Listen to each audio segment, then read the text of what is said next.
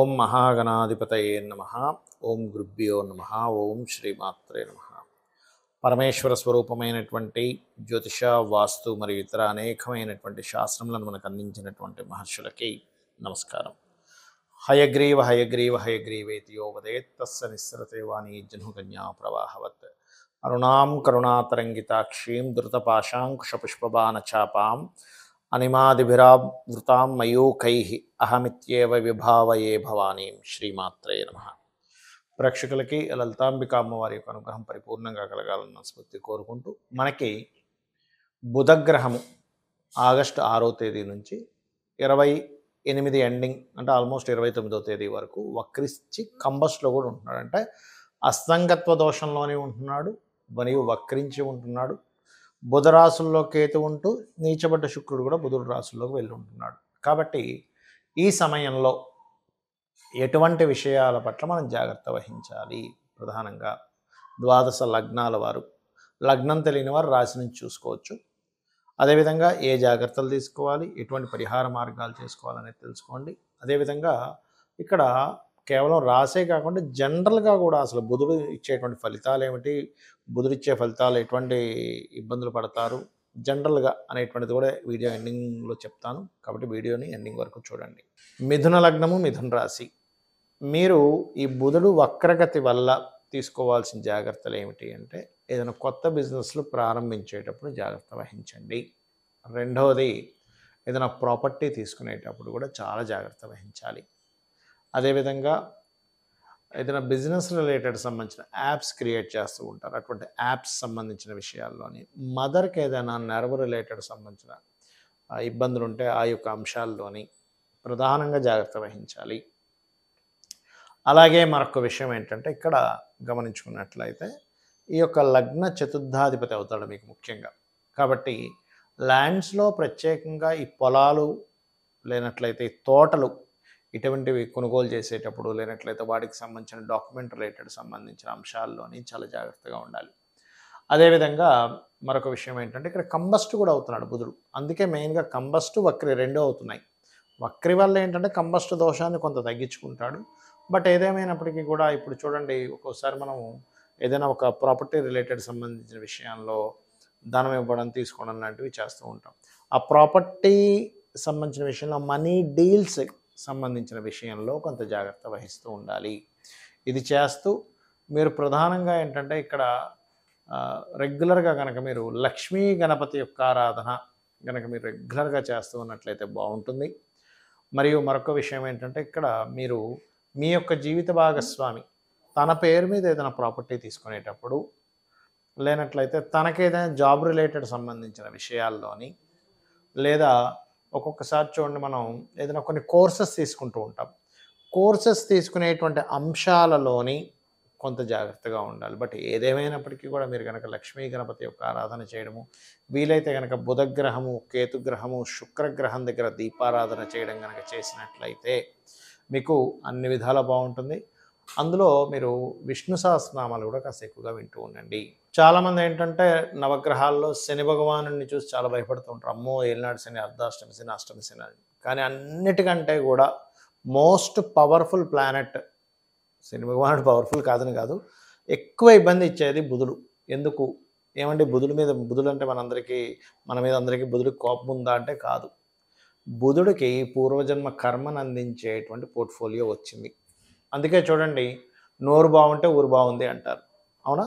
అలాగే మీరు ఎప్పుడైనా సరే గమనించండి, అప్పులు పాలు ఎక్కువ ఇబ్బంది పడేది ఎక్కడంటే అప్పులు, లేదా రోగము, శత్రుత్వము. ఈ మూడు ఎలా వస్తాయి? శత్రుత్వం ఎట్లా వస్తుంది మనకి? మనం మాట్లాడే మాట వల్లే శత్రుత్వం వస్తుంది. మనం చేసే థింకింగ్ వల్లే శత్రుత్వం వస్తుంది. ఆలోచన విధానం. బుధుడు ఆలోచనకు కారకుడు, మాటకి కారకుడు. అలాగే బుధుడు అప్పులకి కూడా కారకుడు. ఎవరికైనా సరే ఎక్కువ అప్పులు ఉన్నాయనుకోండి, వాళ్ళకి కారణం ఏమిటంటే వాళ్ళ జన్మజాతకంలో బుధగ్రహం పాడైంది అని అర్థం చేసుకోవాలి.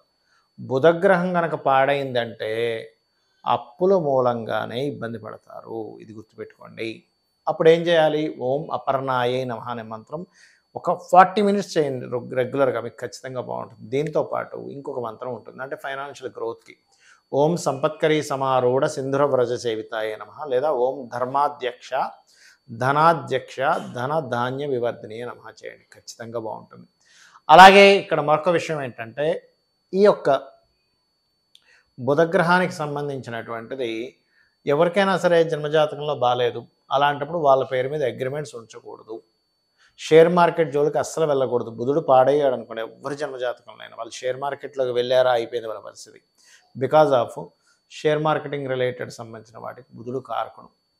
బుధుడు ఎవరి జన్మజాతకంలో అయినా లగ్నాధిపతి అయ్యి లేదా లగ్నంలో ఉండి మంచి పొజిషన్లో ఉన్నారంటే వాళ్ళు అపర మేధావులు అవుతారు. అందుకే చూడండి, చాలా మటుకు మిథున లగ్నం వారు, కన్యా లగ్నం వారు మంచి, అంటే వాళ్ళకి మిథున లగ్నం వాళ్ళకి ఏంటంటే తెలివితేటలు బాగుంటాయి, ఎప్పుడు కూడా నాలెడ్జ్ గెయిన్ చేసుకుంటూ ఉంటారు. కన్యా లగ్నం వారు మేనేజింగ్ ఎక్కువగా చేస్తారు. అంటే బుధుడు కనుక బాగున్నాడంటే మేనేజింగ్ స్కిల్స్ ఖచ్చితంగా పెరుగుతాయి, అందులో ఎటువంటి సందేహం లేదు.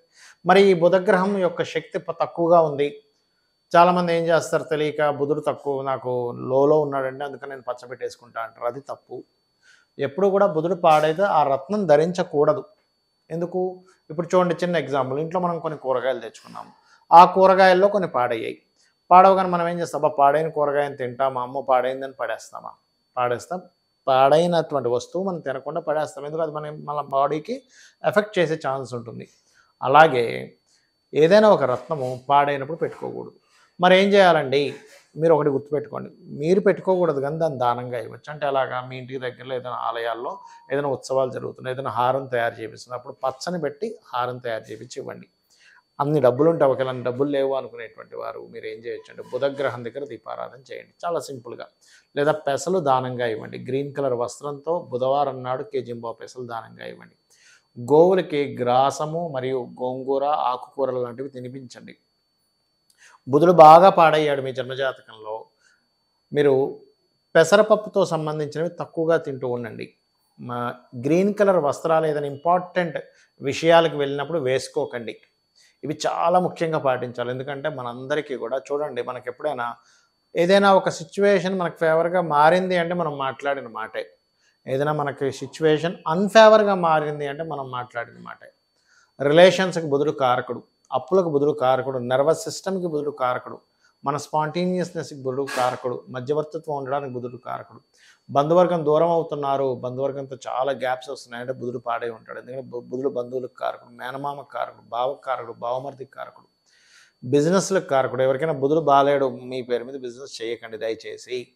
ఎందుకంటే మీ పేర్ల మీద బిజినెస్ ఉంది, బుధుడు పాడయ్యాడంటే. అయితే ఇక్కడ క్వశ్చన్ ఏంటంటే, పాడవడం అంటే ఏంటంటే చాలామందికి అర్థం కాదు. అదేమిటి అంటే, బుధగ్రహం కనుక పాపకత్తిరిలో ఉన్నా, బుధరాశిలో మరో 2 పాపగ్రహాలు ఉన్నా, ఆ యొక్క మహాదశ కానీ ఆ యొక్క గ్రహం కానీ పాడవుతుంది.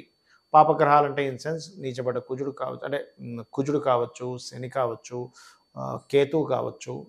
ఇలాగా ఏదైనా పోర్ట్ఫోలియో, బ్యాడ్ పోర్ట్ఫోలియో ఆ బుధగ్రహానికి కానీ బుధరాశులకు కానీ వచ్చినప్పుడు ఏమవుతుందంటే, ఆ బుధగ్రహం యొక్క ప్రభావం నెగిటివ్గా వస్తుంది. ఇదే విధానంగా బుధ గ్రహంతో ఏదైనా శుభగ్రహం కలిసింది అంటే శుక్రుడు కానీ గురువు కానీ కలిసాడు అనుకోండి, అప్పుడు అది ఆటోమేటిక్గా మంచి ఫలితాన్ని ఇస్తుంది. కాబట్టి ఇది చేయండి. ఇంకా బెస్ట్ రెమెడీ ఏమిటంటే, విష్ణు సహస్రనామాలు వింటూ ఉండండి రెగ్యులర్గా. ఏదైనా తినేటప్పుడు కూడా మీరు క్రీమ్ అచ్యుత అనంత గోవింద అనుకుంటూ తినండి. ఎందుకంటే బుధగ్రహము మన బాడీలో స్మాల్ ఇంటెస్టైన్ రిలేటెడ్ సంబంధించిన వాటికి కూడా కారకుడవుతాడు. కాబట్టి బుధగ్రహం పాడైంది అనుకోండి, వాళ్ళకి లోపల కూడా ఎలా ఉంటుందంటే గట్ రిలేటెడ్ సంబంధించిన ప్రాబ్లమ్స్ రావడము, గట్ హెల్త్ పాడవడము, అలాగే అరుగుదల, ముఖ్యంగా రవి కూడా పాడయ్యాడు అనుకోండి, సింహరాశిలో ఉండే పాపగ్రహాలు పాడై రవి కూడా పాడైతే ఇబ్బంది వస్తుంది. కొంతమందికి బుధుడు రవితో కలిసి ఉంటాడు, బుధాదిత్య యోగం అంటాడు. అలాంటప్పుడు వాళ్ళకి ఏంటంటే వాళ్ళు మాట్లాడేటువంటి మాటల్లో కానీ అంతా కూడా హుందాతనం కనిపిస్తూ ఉంటుంది. ఆ రకంగా ఏంటంటే బుధగ్రహం మీకు బాగుంది అంటే ఈ మంచి ఫలితాలు వస్తాయి, పాడైందంటే ఈ ఫలితాలు వస్తాయి. దీన్ని బట్టి మీరు గుర్తిస్తూ ఎక్కువగా విష్ణు సహస్రనామాలు వినండి, ఓం అపర్ణాయ నమః మంత్రం చేసుకోండి, శివుడికి బిల్వంతో మీరు అభిషేకం చేయండి. ఖచ్చితంగా మీకు బుధ అనుగ్రహం కలగడం వల్ల పూర్వజన్మ కర్మ తొలగుతుంది.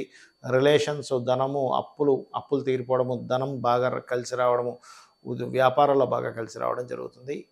ఇది పాటించి మీరు అమ్మవారి అనుగ్రహాన్ని పొందాలని కోరుకుంటూ శ్రీమాత్రే నమః.